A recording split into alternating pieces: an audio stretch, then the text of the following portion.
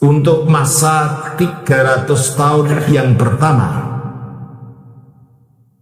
gereja masih satu dalam segala-galanya, dalam cara ibadahnya, dalam keyakinannya, tidak ada aliran. Aliran itu perkembangan modern. Dulu nggak cuma satu.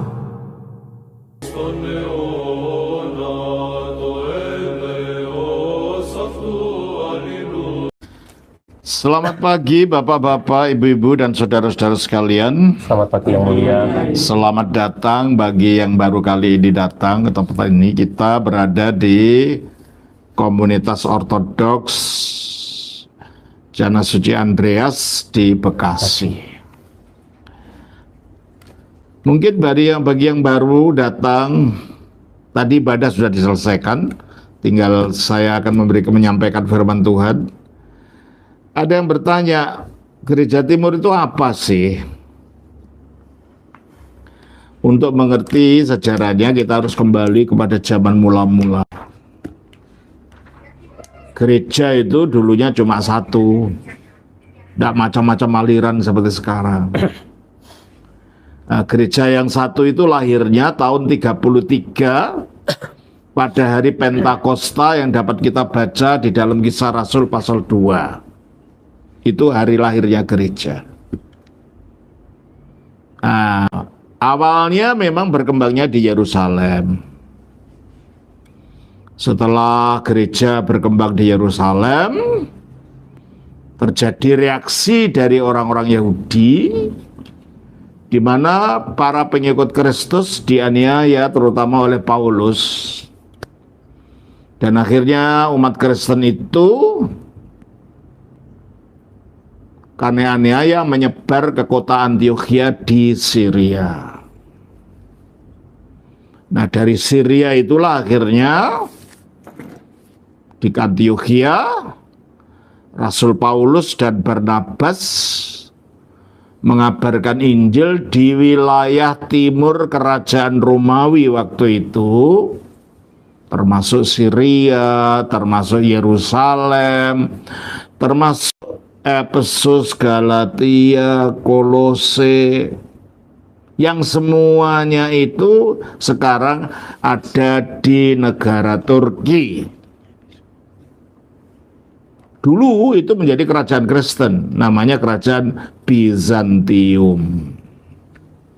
Dan akhirnya Paulus juga mengabarkan Injil ke Tesalonika, ke Korintus, ke Athena, itu di Yunani. Semua adalah wilayah timur dari kerajaan zaman purba. Di samping itu, kekristenan juga berkembang di wilayah barat, yang pusatnya di Roma, di Italia, Eropa Barat. Untuk masa 300 tahun yang pertama, gereja masih satu dalam segala-galanya, dalam cara ibadahnya, dalam keyakinannya, tidak ada aliran. Aliran itu perkembangan modern. Dulu nggak cuma satu. Gereja yang satu itu disebut Kristen awalnya, bukan artinya Protestan ya, Protestan belum ada. Protestan baru muncul tahun berapa? 1517. 1516. Kalau Pentakosta, Karismatik 1901. Karismatik tahun 1968. Ini zaman sudah modern. Kita berbicara tentang zaman purba. Ya. Nah, waktu itu gereja yang masih satu yang disebut Kristen, artinya pengikut Kristus, tapi juga disebut ortodoks.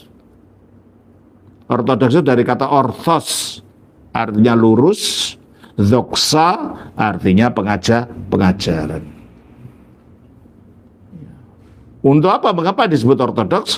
Karena waktu itu banyak muncul bidat-bidat, ajaran-ajaran palsu, yang oleh murid-muridnya para rasul itu disebut sebagai heterodoks. Hetero artinya beda atau sesat, doxa artinya ajaran. Jadi lawan dari ortodoks adalah heterodoks. Tapi gereja yang satu juga disebut Katolik dulu, bukan Roma Katolik ya, Katolik saja. Dari kata khat sesuai dengan holon, keseluruhan. Jadi katholon akhirnya menjadi kata katoliki, akhirnya dalam bahasa Indonesia menjadi Katolik. Itu artinya bahwa gereja purba itu ajarannya penuh sesuai dengan keseluruhan wahyu Allah di dalam Kristus, tidak ada yang kurang. Itu artinya Katolik awalnya. Tapi juga Katolik artinya itu merangkum semua manusia yang percaya. Ini untuk siapa saja boleh datang masuk dalam gereja. Universal artinya. Nah, itu artinya. Jadi kalau sekarang itu jadi nama agama, itu enggak, dulu itu nama sifatnya gereja. Nah, selama 300 tahun yang pertama, gereja ini yang disebut ortodoks, yang disebut Kristen, yang disebut Katolik, itu gereja yang sama, ya, itu punya 3 pusat.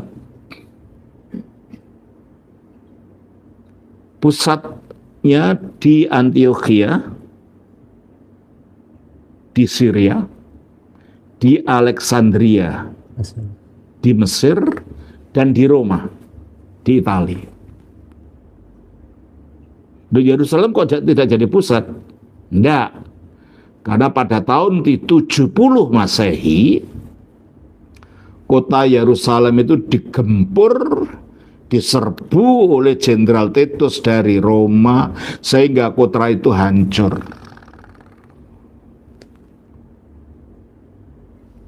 Tetapi akhirnya para penyembah berhala menyebut kota itu dengan nama baru. Namanya Aelia Capitolina. Bait Allah yang dihancurkan itu dijadikan tempat penyembahan dewa Apollo.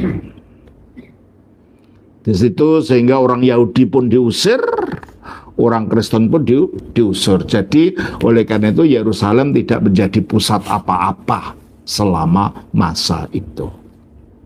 Jadi waktu itu gereja yang satu yang disebut Kristen, yang disebut Ortodoks, yang disebut Katolik itu mempunyai 3 pusat kepemimpinan. Di Alexandria, di Antiokhia, dan di Roma. Nah, pada tahun 312 seorang kaisar Romawi yang bermarkas di kota York di Inggris bernama Konstantinus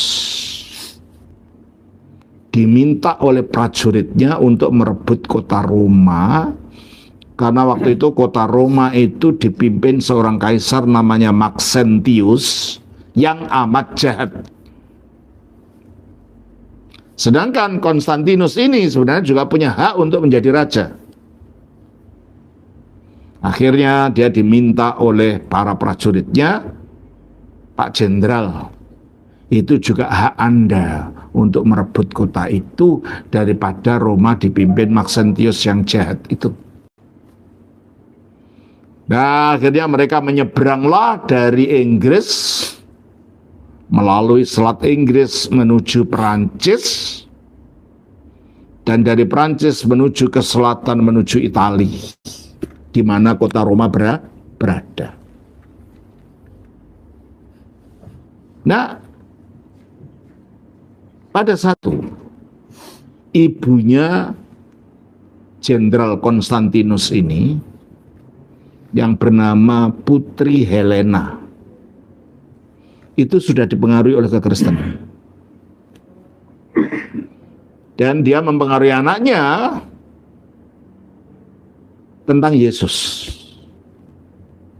Sehingga pada waktu itu di dalam perjalanannya dari Perancis menuju Italia untuk melakukan serbuan ke ibu kota kerajaan Romawi waktu itu di Italia, tiba-tiba dia mendapat penglihatan. Penglihatan salib bersinar besar sekali di langit. Lalu ada bulatannya gini. Dan di atasnya ada tulisannya. Kalau bahasa Indonesianya, dengan tanda ini engkau akan menang. Akhirnya dia perintahkan prajuritnya untuk berhenti. Karena prajurit Romawi itu kan di belakangnya kayak ada apanya itu ya. Jubahnya. Kayak jubahnya, jubah separuh di belakangnya. Saya. Jubahnya diberi tanda salib. Lalu perisainya juga diberi tanda salib. Mereka maju menuju ke Italia. Akhirnya bertemulah tentaranya Kaisar Jenderal Konstantinus ini dengan tentaranya Kaisar Romawi Makedonius di sungai namanya Sungai Tiber.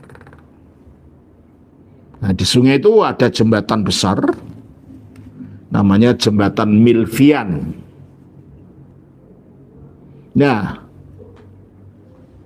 si Kaisar Maxentius ketakutan dengan serangan dari Konstantinus ini.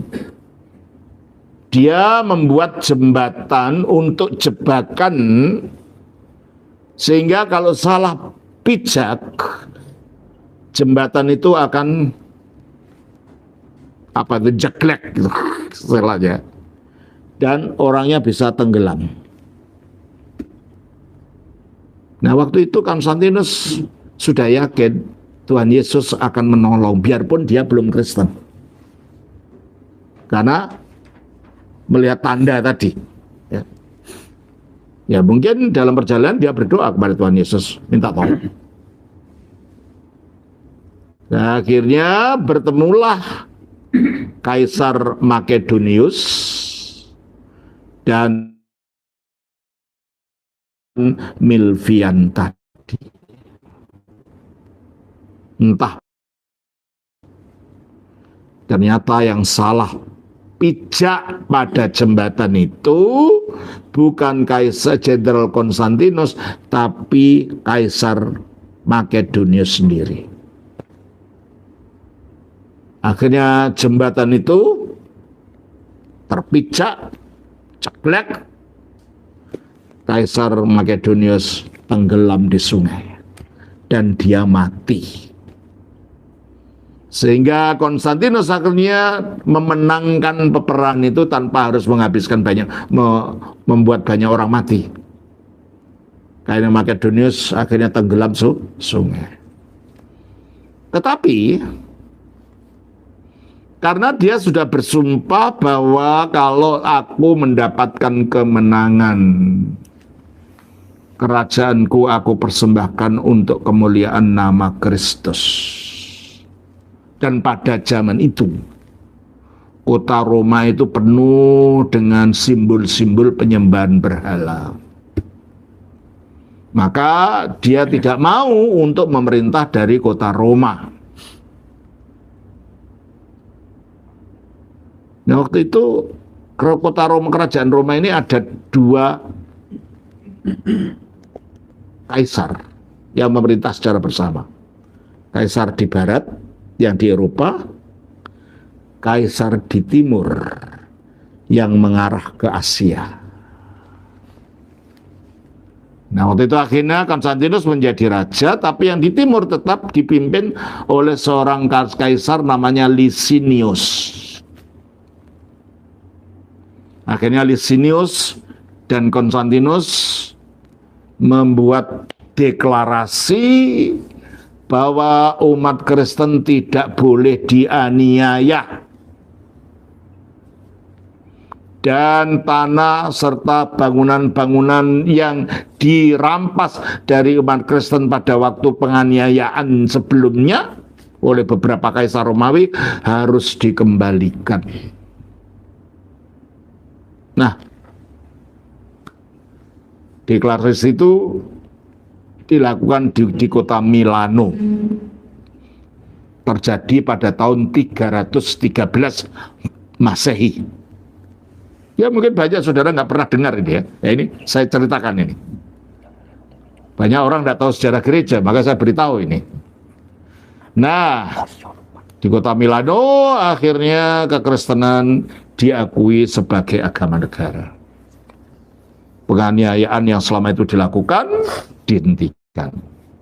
Entah bagaimana akhirnya terjadi konflik antara Licinius dan Jenderal Konstantinus, dan Licinius dapat dikalahkan sehingga seluruh kerajaan Romawi akhirnya berada di bawah tangan Jenderal Konstantinus.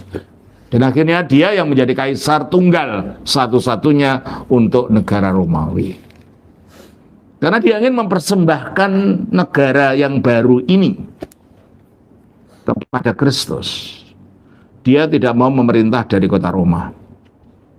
Dikarenakan Roma itu penuh dengan simbol penyembahan berhala waktu itu. Akhirnya dia membangun suatu ibu kota baru yang terletak antara Eropa dan Asia, yaitu Turki. Di Selat Bosporus. Dia mendirikan suatu ibu kota yang dinamakan sebagai Konstantinopel. Konstantinopel itu dari bahasa Yunani Konstantinopolis, kotanya Konstantinus. Karena yang mendirikan adalah Konstantin. Sehingga waktu itu kerajaan Roma punya dua ibu kota. Ibu kota yang lama di Roma, ibu kota yang baru di Konstantinopel. Bunda dari Kaisar Konstantinus ini seorang yang saleh, Ratu Helena itu. Dia suka mengadakan ziarah-ziarah. Akhirnya dia tahu bahwa asal mula kekristenan Tuhan Yesus itu hidupnya di Yerusalem, di Israel. Maka dia mengadakan ziarah ke Israel dan minta supaya tempat-tempat di mana Tuhan Yesus itu pernah hidup dibangun gereja-gereja. Nah, akhirnya setelah Yerusalem dibangun kembali dan sekarang ada kota baru yaitu kota Konstantinopel.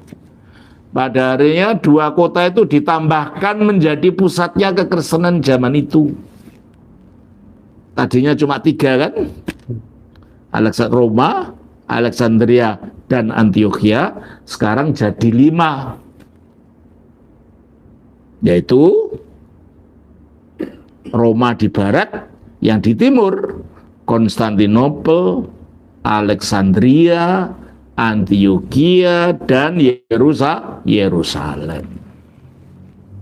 Nah, sejak saat itulah kekristenan yang pusatnya di Roma itu disebut Kristen Barat. Kekristenan yang pusatnya di timur ini, di Mesir, di Syria, di Yerusalem, dan sekarang namanya Turki itulah kekristenan di timur. Jelas? Untuk waktu selama 1000 tahun, gereja barat maupun timur tetap satu. Tetapi karena di barat itu hanya satu pimpinan yang mempunyai mata rantai dengan para rasul.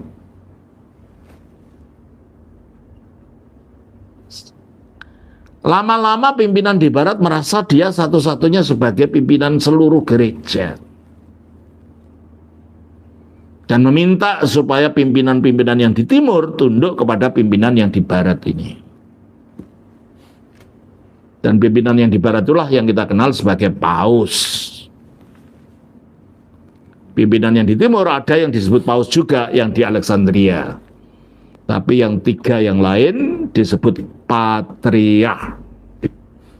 Ada patriark, ada paus. Karena paus di Roma itu merasa dirinya paling berkuasa dan mengendaki yang 4 yang lain tunduk kepada Roma. Ya tentunya yang timur tidak mau. Kami tidak pernah di bawah kamu. Kami punya wilayah kami sendiri. Sehingga pada tahun 1054 terjadi perpecahan besar antara gereja yang di barat yang berpusat di Roma dengan gereja yang di timur yang berpusat di keempat pusat itu. Setelah berpecah itu, gereja yang di barat lebih mengatakan dirinya sebagai Katolik karena pusatnya di Roma, disebut Katolik Roma. Gereja di timur supaya tidak kacau namanya, biarpun ini juga Katolik dalam arti yang awal, lebih memilih dengan nama ortodoksnya. Jelas ya?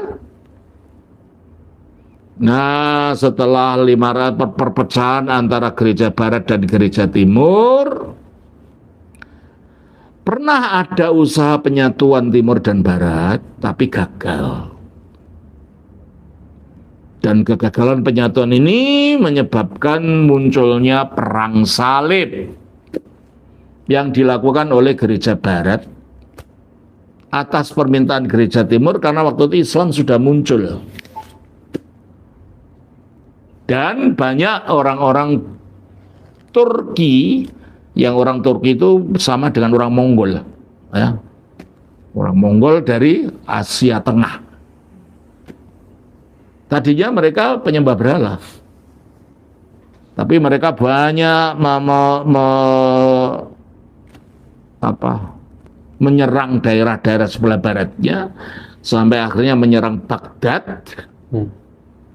Baghdad dikalahkan kekhalifannya, tapi agamanya diadopsi, mereka jadi Muslim semua. Nah, setelah mereka jadi Muslim, mereka melakukan penyerangan ke barat, ke wilayah-wilayah Kristen, ke wilayah Turki. Waktu itu namanya Kerajaan Bizantium, belum bernama Turki. Masih kerajaan Kristen, namanya Kerajaan Bizantium.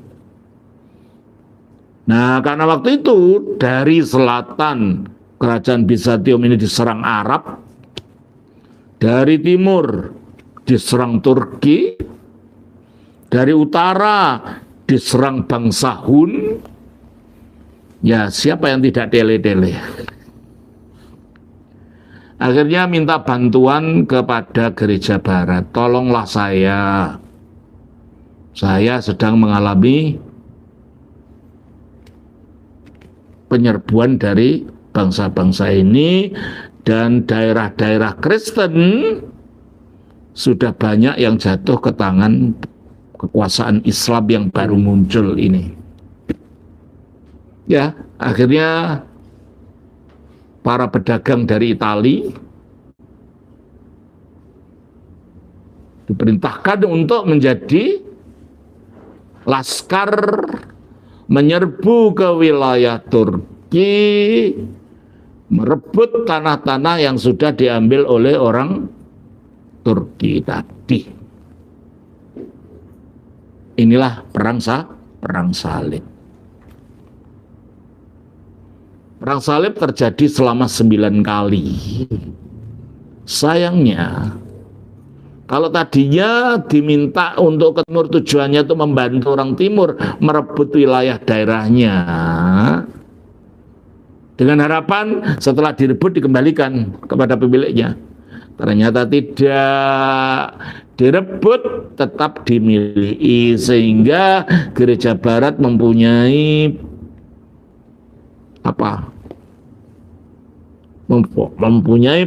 tempat di sebelah timur akhirnya. Sehingga hubungan dengan barat dan timur, terutama pada waktu perang salib keempat, Gereja Hagia Sophia, gereja yang paling besar di dunia di zaman itu, yang ada di kota Konstantinopel, itu direbut oleh tentara salib. Dan hartanya dijarah, dibawa ke Roma. Sehingga hubungan antara timur dan barat makin memburuk. Dan akhirnya secara total tidak ada hubungan lagi antara gereja yang di barat dan gereja yang di timur. Nah, setelah 500 tahun perpisahan antara gereja barat dengan gereja timur, pada tahun 1516 di gereja barat muncul seorang pastor yang bernama Martin Luther. Nah, pastor Martin Luther itu merasa dalam pemahamannya dia, gereja barat melakukan penyelewengan. Sehingga dia melakukan pemberontakan terhadap gereja barat. Dan akibatnya munculnya perpecahan dalam gereja barat, yaitu munculnya Protestan. Jelas ya? Jadi Protestanisme itu munculnya di barat, makanya banyak orang Protestan tidak tahu ada gereja timur. Taunya Katolik, tapi Ortodoks tidak tahu. Betul? Mungkin banyak saudara yang baru dengar sekarang. Kenapa? Karena perpecahan munculnya Protestan itu terjadinya di barat, bukan di timur. Nah, karena waktu itu gerakan Protestan itu tidak ada pemimpin pusat. Lalu muncul pemberontakan lagi yang tidak setuju dengan Luther, muncullah Calvin. Nanti muncullah Zwingli. Nanti muncullah yang lain. Yang mengakibatkan munculnya macam-macam aliran. Jelas ya? Sehingga sebenarnya di dunia Kristen itu ada 3 kelompok besar. Gereja yang paling tua yang berasal dari zamannya para rasul, itulah gereja timur, gereja Ortodoks. Lalu gereja barat. Gereja barat dibagi 2. Gereja barat yang purba, yaitu Katolik, Roma. Dan gereja barat yang baru muncul pada tahun 1516, abad ke-16, itulah gereja Protestan. Dan Protestan itu pecah terus. Ya. Nah, lalu ada Protestan yang akhirnya saya katakan tadi, tahun 1901 di Topeka, Kansas di Amerika, dipimpin oleh pendeta Phil Parsham, munculnya gerakan Pantekosta. Itu ya Protestan, tapi orang Pantekosta tidak mau disebut Protestan, itu ya kelompok Protestan. Ya.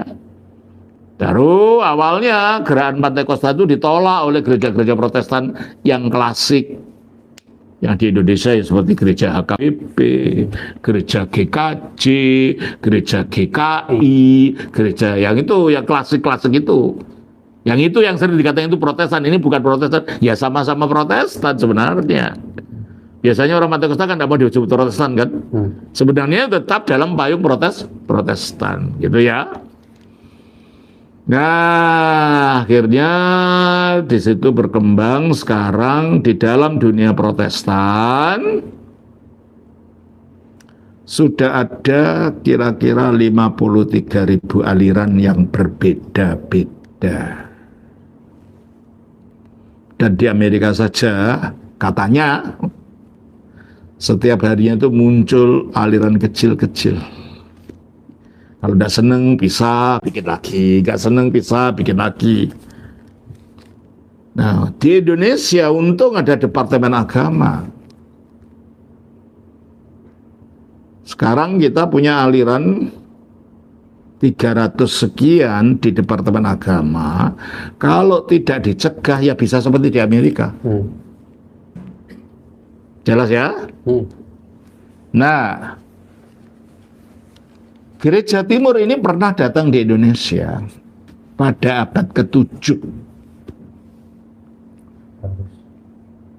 di daerah Pancur dan Barus di Sumatera. Tapi tidak berlangsung lama dan tidak ada orang Indonesia yang ditapiskan. Ya saya tidak tahu waktu itu suku apa. Suku Batak kah? Suku Melayu kah? Karena nggak ada catatan. Catatan terakhir adalah pada waktu abad yang ke-11, abad ke-11. Ada seorang pastor dari Roma Katolik pergi berkunjung ke Beijing, lalu lewat Indonesia, ya namanya belum Indonesia waktu itu, singgah di Kerajaan Pagaruyung, dan di situ masih ada 10 orang Indonesia asli yang Kristen. Kemungkinan itu adalah sisa dari orang-orang Kristen dari Persia tadi, orang Kristen Timur yang di Pancur dan Barus itu. Nah, karena mereka akhirnya wilayah di Persia itu diserbu oleh tentara Islam, dan kerajaan Persia jatuh ke tangan Islam dan menjadi negara Islam sampai sekarang, maka orang-orang Persia yang ada di Pancur dan Barus tadi ditarik kembali ke negaranya. Umat yang di Indonesia dibiarkan tanpa imam. Itulah sebabnya mengapa Gereja Timur tidak berkembang, karena tidak ada pimpinan. Dan sisanya yaitu ketika ada pastor dari Gereja Roma tadi yang mengadakan misa di Indonesia, memberikan perjamuan kudus pada 10 orang ini. Ya kita nggak tahu apa itu orang Melayu, orang Minang, orang Batak, kita nggak tahu, nggak ada penjelasannya. Saya itu nggak ada ceritanya. Habis. Ya. Nah, pada waktu kerajaan Rusia yang menjadi Ortodoks tahun 988 itu akhirnya jatuh ke tangan komunis. Banyak orang-orang Rusia yang beriman Ortodoks yang dianiaya melarikan diri termasuk ke Indonesia. Dan mereka waktu itu punya gereja yang sekarang menjadi Bank Indonesia di Jalan Budi Kemuliaan. Itu Gereja Yohanes Pembaptis. Di Surabaya ada gereja Armenia yang sekarang menjadi gereja Chinese di Jalan, lupa saya. Di Surabaya ada, di Bandung ada. Tapi sekali lagi karena itu yang anggotanya adalah orang-orang asing itu yang lari ke sini. Ketika di Indonesia ada gerakan G30S Desember atau G30S September, banyak mereka yang melarikan keluar dari Indonesia, sehingga gereja itu tidak berlanjut juga karena tidak ada orang Indonesia yang ditabiskan. Baru kemudian saya kuliah di Korea Selatan tahun 1979. Saya pergi ke Korea Selatan selama 5 tahun. Saya di sana, saya kuliah di sana. Di sanalah saya menemukan gereja Ortodoks ini. Karena selama berangkat saya ingin mencari gereja yang asli dari zaman purba, dan ketemu, akhirnya saya bergabung ke gereja Ortodoks yang ada di Korea tahun 1983. Dan ketika saya jadi Ortodoks, Sayalah satu-satunya putra asli Indonesia di zaman modern ini yang menjadi anggota gereja ortodoks.